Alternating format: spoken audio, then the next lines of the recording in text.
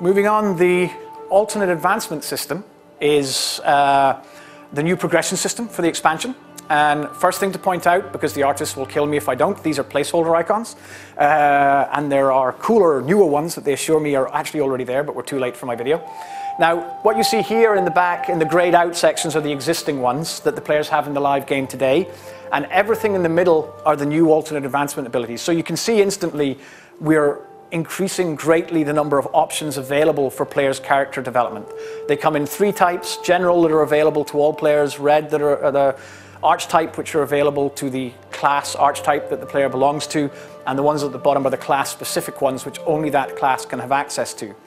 But rather than just be new abilities that are heaped on top of the existing system, what we've kind of done is we looked at some other systems that we really liked, and we took the kind of, I guess, the template for a game like Guild Wars and evolved it slightly. So you can see here that the players knew what we call perk bar, which is what they earn from the alternate advancement, has 3 color codes, blue, red, and green.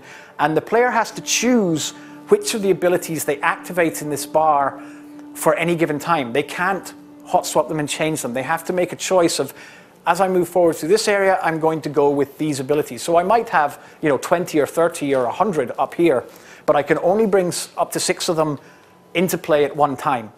And some of them are actually, they're broken down into major and minor feats, and some of them actually take up 2 slots. So if you want that really powerful combat ability, you've got to give something up to be able to take it into battle. And lastly, we also have a training mode.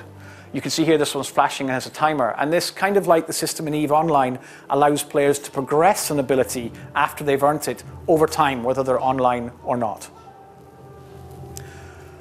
Okay, and the last part is the coolest and the longest part of the presentation. What I wanted to do at the end is take you through a couple of dungeon encounters from the expansion, to really, because MMOs live and die by their gameplay. The players have to be having fun to be able to play through.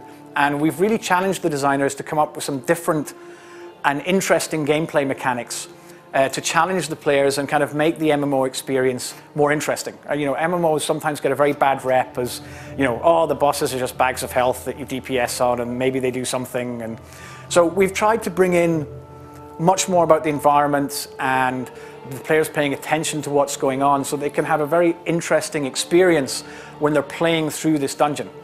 Where we are now is in the Celestial Necropolis, which is one of the dungeons off the cratering Karakorum.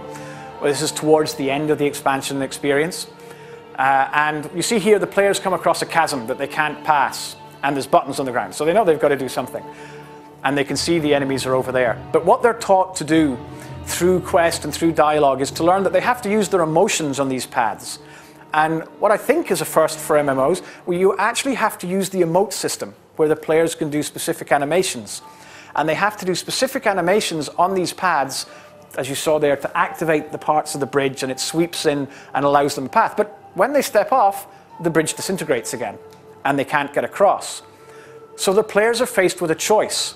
They have to choose 3 of their team to activate these paths and stand on that side, and then send the other 3 members of their team across to the other side to face the enemies. So they have to make a tactical choice. Who do they leave behind? Because they can't send everybody. So it's about, challenging the players with those choices. Not only do they have to figure out the puzzles and figure out the right way to progress through the dungeon, they also have to make tactical choices about who they engage with. And in this case, it's very, it's a straight choice. You have to send 3 people across. Who do you send? And it'll be based on which, they'd be better suited based on which of the enemies are on the other end. So there'll also be visual indicators, be it the name of the mob or the armor of the mob, whether there's tanks over there or rogues or mages or a combination, so that the players can try and make a tactical choice of who it is that they send across. And it's trying to pose those interesting choices to the players all the time. So you can see here they've finished off the mobs on the other side, and then the guys that came over can activate the opposite emotes on these pads to allow the players to come across. And the reason we're doing this is, as they progress through the dungeon, they're faced with these challenges, and it's all visual learning towards the boss encounter. Because the boss encounter is where we're really going to use it in anger, as it were, and really going to challenge them to use the mechanics that they've learned throughout the progression of the early part of the dungeon to then use it when the boss uses those, when they come into play in the boss encounters a lot more. So again here, they're just opening up the door to the boss room. They can send 4 of the team through because there was 2 pads here. So then once they've activated these pads again, you can see the guy's doing his crying emote there to activate the pad. And this guy's going into a trance, and that allows the other people to come through. And there we go. And then the boss fight starts. He's up on this podium. And he'll go to one of these pads and will activate, and he'll do an emote. So if the players are watching, they get their first visual clue straight at the beginning. And he activates this tower, and a ghost spawns.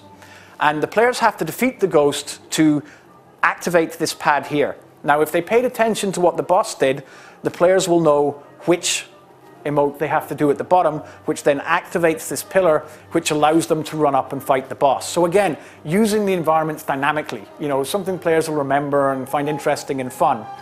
And then as they go through the combat, anyone who plays an MMO sees something's about to happen. So as they go through, the boss will expel them back off the pillar, and there he goes again. So again, giving them the visual cue. He goes, he does his emote. The players, if they're watching, they're getting visual clues as to what they have to do next. So it's constantly challenging that it's not just about, tank and spank. It's not just go and get the boss and beat him down. So the players have to assign their roles and go through. You can also see this pulsing area of effects that are damaging them if they get too close before they kill the ghosts. Also, all of our dungeons have hard modes, which are optional, which the players can trigger as part of the combat if they want a greater challenge for a potentially greater reward.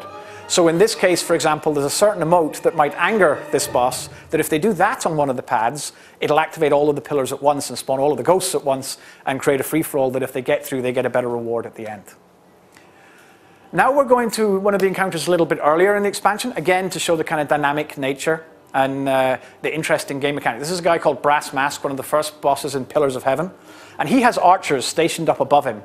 And it starts off like a fairly standard MMO fight. The boss will move around and the players have to try and defeat him. But then he'll make a gesture and call for his archers. And the players have to run because the archers are going to blanket the area with lethal arrows. So it's about using the environments and making the players pay attention to what's going on so that it creates a kind of interesting dynamic for people. You have no idea what it's like watching a team of developers scream at each other, "Move!" and get under the cut, and it's the same for players. They have to pay attention and they have to go through, and eventually he runs off to try and escape. But it's about showing that kind of dynamic elements in the gameplay and really giving the player something interesting and fun to do in the gameplay.